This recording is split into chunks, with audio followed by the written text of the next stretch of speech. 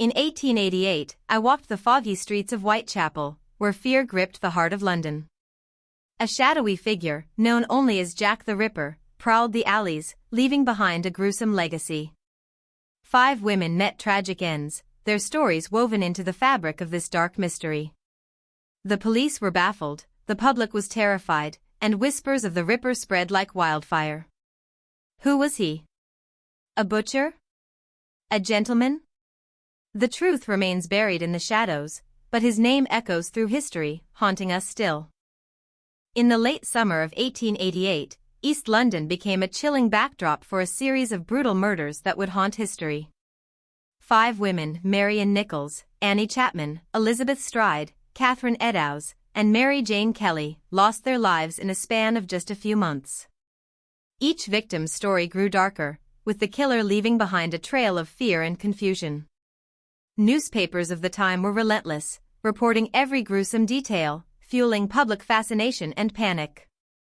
The mystery deepened with each murder, as the elusive figure known as Jack the Ripper slipped through the fingers of law enforcement.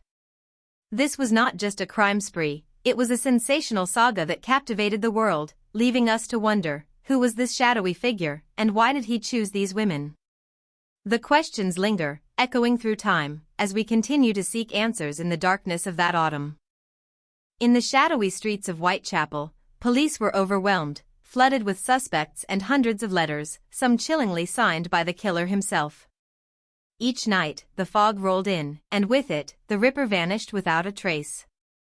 The suspects were as varied as the rumors: doctors with surgical precision, butchers with blood on their hands, and even whispers of royal connections. Yet, despite the frantic investigations and public outcry, no one was ever proven guilty. The mystery deepened, leaving a haunting question: who was Jack the Ripper?